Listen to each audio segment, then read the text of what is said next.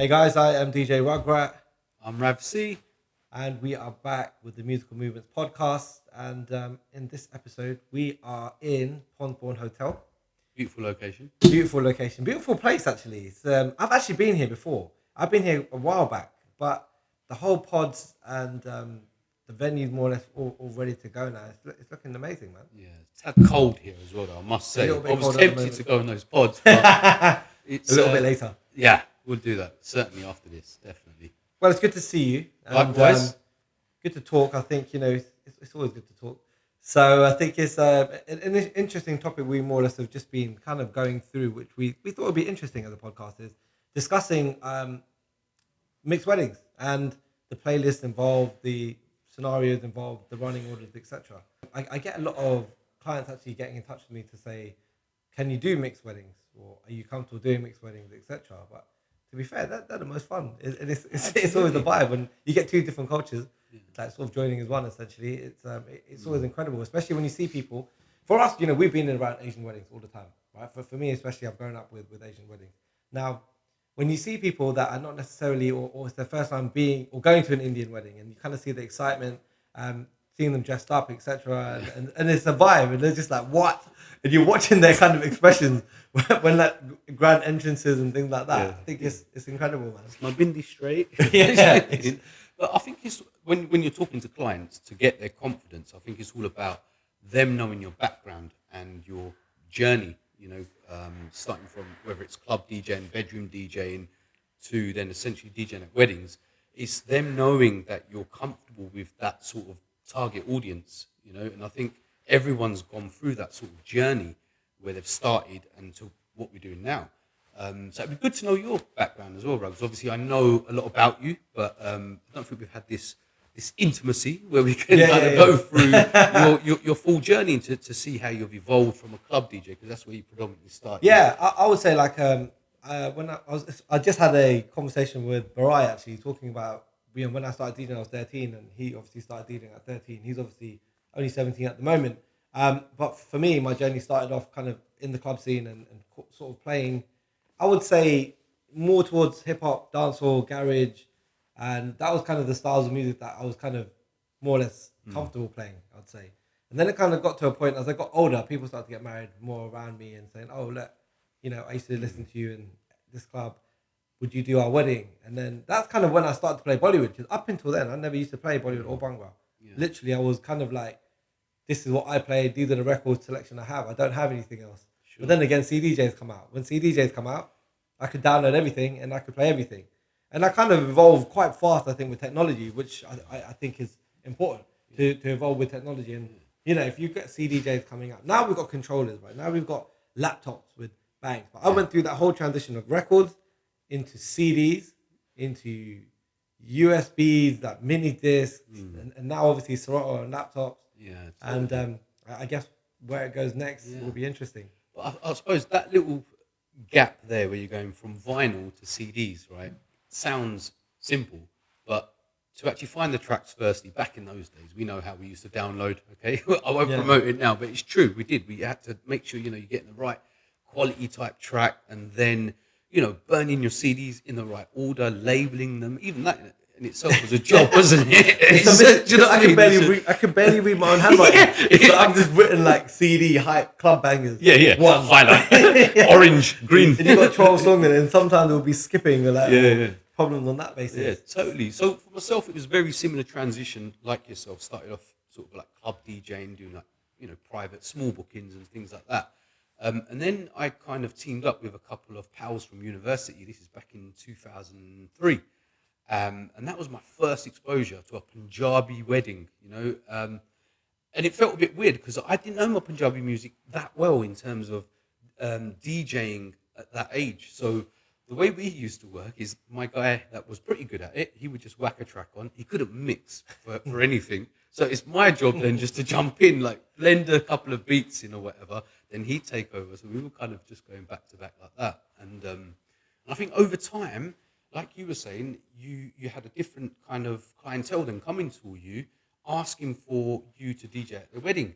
And, you're stepping out your comfort zone because you've now got a different target audience that want different styles of music, But fast forward 20 years, we're now doing mixed weddings pretty much every weekend. I agree. I'll say like numerous mixed weddings, and it's I think every wedding it's always unique in that aspect of things, but the playlist is also what kind of shapes things, the audience naturally.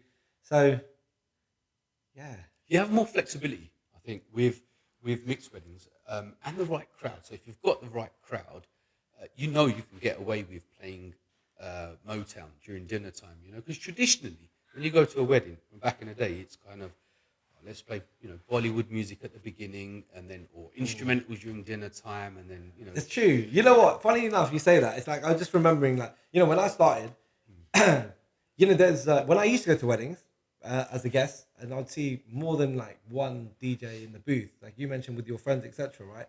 People used to have like, and I'm sure probably some people may still do this. They've got loads of MCs, loads of DJs, but like a big team of it. But I think from the way we've kind of evolved, for me, being on the mic's always been minimalistic. Because I've come from the club scene, I very rarely use the mic. And then going to weddings, it's sort of like, I can make all relevant announcements, etc. But I've never been mic heavy, and I've never have a dedicated mic controller for a wedding reception. And but I think, I guess that comes with kind of variation with requests, etc. Yeah, and I also think it comes with like a lot of experience as well. I remember like there's cringy moments where I was introducing crowds. I'm going back many years now, so you're kind of too tense. You're kind of like, "Good evening, ladies and gentlemen. Welcome to They've all got like that radio voice. Yeah, like, and you thought you had to be like that. It's like kind of like just chill out and just crack on with it, and you kind of evolve from that. We're talking about kind of hosting on the mic now, but ultimately that's really important, because if you're doing mixed weddings, I think it's really important to speak in native language as well. So if you're doing a Punjabi wedding, I think it's important. You get everyone involved, and they know what you're doing. You're probably one of the most comfortable people on the mic on our team, and you're probably one of the best hosts. And it's very nice of you saying that, man. No, honestly, I've seen you at numerous weddings, and I think there's two things. I think one is your confidence when you're talking and being able to talk native, and kind of having that sort of being able to communicate with the audience and creating that kind of energy or that kind of relation with them. I think it's really important. And I'll be honest with you, sometimes for me as a DJ, I can sometimes feel a little bit more shy or reluctant to pick up a mic. Sometimes for me, my comfort zone is just playing music. Sure. And I always feel like that's really like I'm in my zonal element within that. But sometimes, some people, when like yourself, when you pick up a microphone, I can see the reaction change. Like even like, for example, at Vish's wedding. So like when you was on the mic, it was incredible. That's nice But of you it to takes say. a lot for people to listen, especially Gujarati, to listen to a host, right? Because sometimes they're a little bit more tame. They don't necessarily always like to be potentially, put on the spot, for example, dance competition, whereas others are. And I'm bad at that. I will put people on the spot. If it works, it works, right? Yeah, totally. But I think a lot of the audience watching this won't know, obviously, my background, which was and it still is in education and kind of teaching. I think there, you're in charge of a group of people, and communication is number one. You've got to make sure you're getting your message across the best you possibly can. But it's a different atmosphere, when you're at a booking, you're at a wedding, you want fun. That energy level's got to be there. You've got to kind of do what you can to interact with the crowd, but at the same time, you've got to be professional. You've got to, make sure you're focused with the music, because that's the key. You can be great on the mic, but if it doesn't level up with the style of music you're playing, and you can't always please one type of crowd. You're going to have, like we're talking about mixed weddings, you're going to have all sorts of people there. So it's about hitting those spots for different people, and them going, oh man, this guy knows like his 80s soul, 90s funk, I don't know, whatever it is, and just to kind of just it's that little message in it you're sending out. You're kind of going, I know this. Well, that's the thing. You see, that's the beauty with, for example, like coming back to mixed weddings. Like when you look at a playlist, sometimes that I've asked a bride and groom to compile that might be from two different cultures.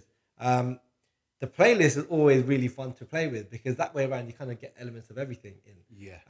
I'm doing a wedding with a lot of requests for like reggaeton. So I find like cool. That's brilliant, because with the whole hyper reggaeton and the nightclub scene, etc., and playing music on that basis and being able to tie that in and utilize that for wedding receptions, and I love just mixing different genres, and I've always loved that. I've always loved mixing different things together. Yeah. I think that's where I can really have a lot more fun with it. Absolutely. Even background music, like you mentioned, I remember a lot of the wedding back in the day would be like one instrumental CD, and it would just kind of like essentially be played.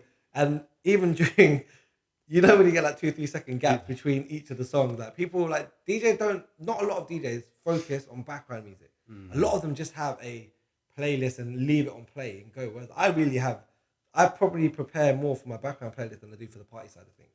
Yeah. But the reality is for weddings, most of it's background music. Yeah. And you get probably 2 hours of party, majority of weddings. I think recently, over the years, my kind of method and strategy has definitely changed, especially with the background side of things, because like you just know when the crowd aren't feeling your music. You just know, right? And I don't let it get to that, because you've got to make sure you're on the ball, you're on point. And I like taking a risk. I like playing something different, and just to see what sort of reaction you get. And before you know it, you're 20, 30 minutes deep into a set. It might just be background, but you can see people tapping away or they're nodding their heads, whatever. And it works. And that's what I like about Musical Movements. We've got a group of DJs that are essentially, they're going to do things differently. And when you've got the freedom to do that at mixed weddings, I think it lets you kind of portray your character as well, and the type of person you are, and your musical kind of background knowledge as well, which I think is really important. And it's always forever evolving. We learn day in, day out. No, I agree. And I think, asking people kind of what direction that they want, like for me especially, I always like to ask clients, what would you like? Would you like elements of Bollywood? Would you like elements of Motown, garage, hip hop?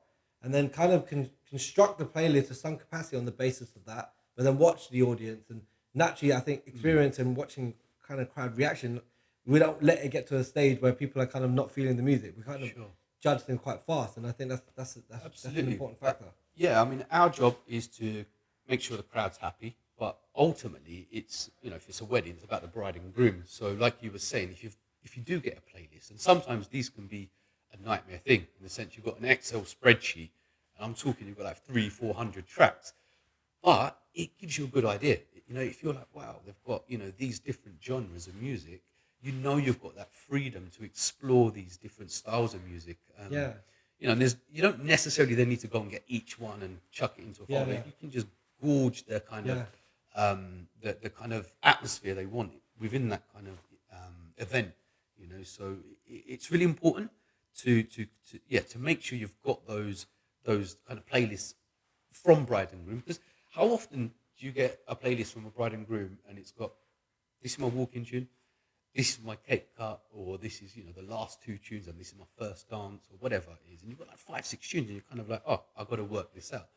And 9 times out of 10, those couples, they're not too fussed themselves, But yeah, playlist certainly helps. Mixed crowd is great as well. But we're happy we can rock it. Yeah, I mean, I think, with any client, whether it's a mixed wedding or not, I think having a playlist or kind of a foundation always works. But I actually get so many clients, like I mentioned, calling me just saying, "Look, can you play X, Y, Z?" And I will say to them, as DJs, we can play anything.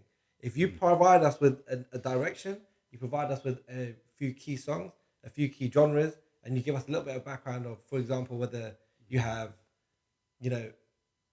20% of the audience that are going to appreciate a specific genre of music, so this is where we need to cater for. We can take that all into board. But again, I think it also comes down to sort of the pre-prep. Absolutely. I would very rarely say someone call me and be like, can you do this? I'd say, yes, I can do it. But I would want to know what kind of styles, what kind of preference, and kind of make sure I prompted them to provide the relevant details for me to make sure that I can perform. Because I've gone into some events in the past blindly, and then I've touched on this probably in one of the very first podcasts, is that the very first wedding I ever done, I didn't know what I was doing properly. So a lot of the songs I was playing, although they're Bollywood, they weren't bangers. So people weren't dancing. So I was like, what am I doing wrong here? I'm playing Bollywood music. Yeah. I'm at a wedding. Why is no one enjoying it? And I thought at this point, I'm quitting. Yeah, I was like, what have I done wrong? So I quickly realized, sometimes it's your audience, right? If I'm in a nightclub, what songs are in the charts now, it's going to work in the nightclub.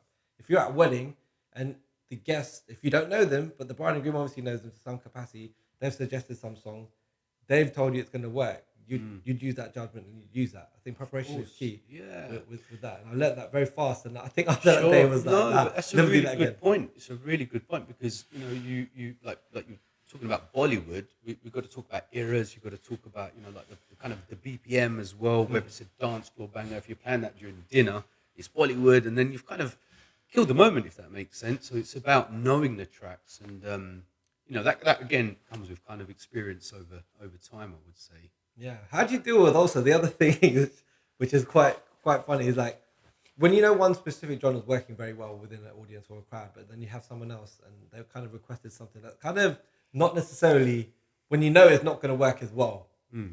How do you normally deal with that? It can throw you off, especially if you're going from like 133 BPM to then someone requesting that's like 100 BPM.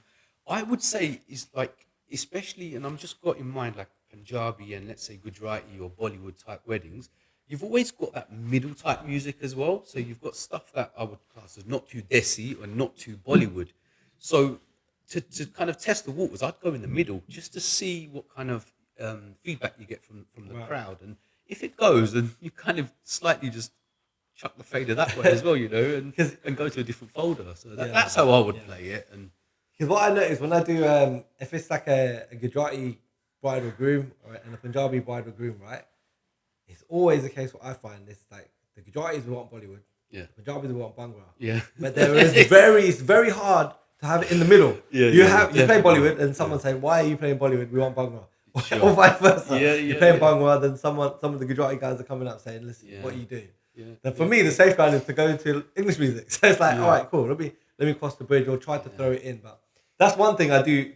I can sometimes find a bit challenging actually. Yeah, no, that's interesting. It just reminded me actually of one of the first mixed weddings I did. So it was funny enough, Punjabi and Gujarati couple.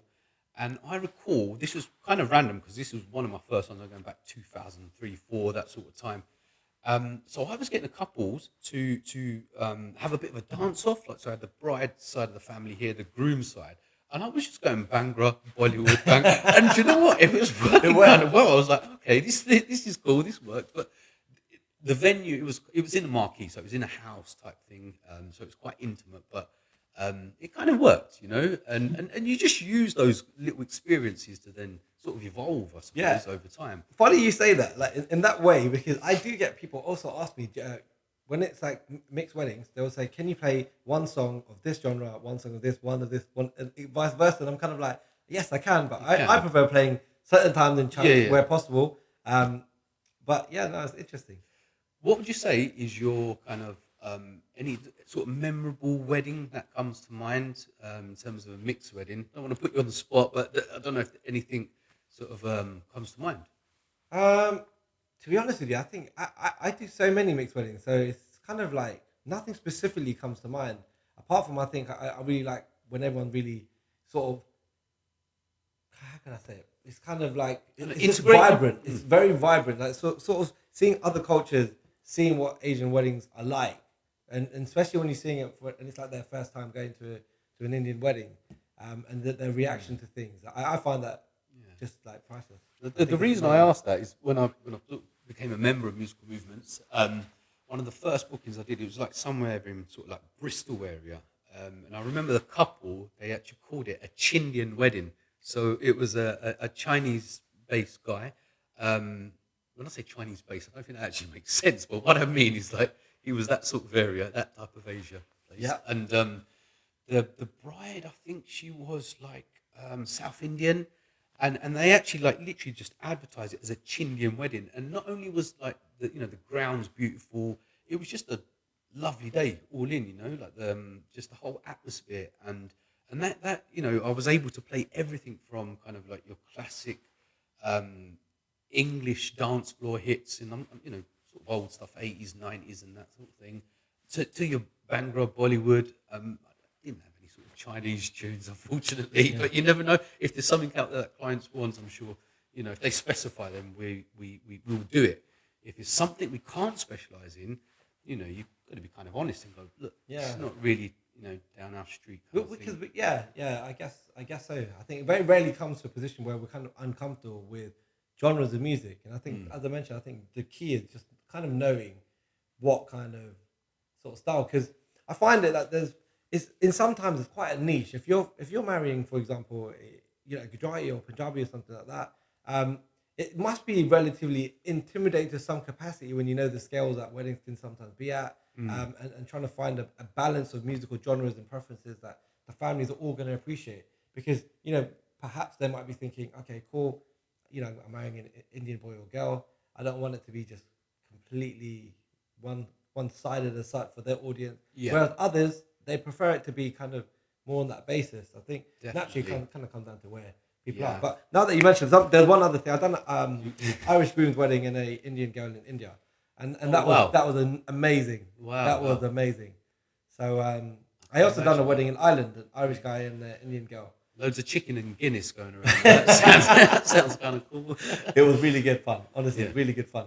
So yeah, I think it's preparation, just Mm. working around it. That kind of Yeah. answers that I question. think as time's going on as well, these mixed weddings are becoming more and more popular, and it's something our team's really comfortable with. And like you say, I think that's how we can differ from other kind of DJ out there, DJs or DJ Yeah, crews is what I mean. But like if you look at the team of DJs we've got people that have been on BBC Asian Network like yourself, an ex-resident in there. You've been around the world, club DJing, everything, and then sort of like the younger DJs that are coming up, and they're not that young by the way, but they've got that, they're in touch with a younger style of music as well. And I yeah, think just to have those variations in the team. And obviously, when we meet together and we talk about playlists, we talk about, we've got a lot of activity going on, literally on a daily basis. And I think that support's really important as well. So you can be part of a DJ crew,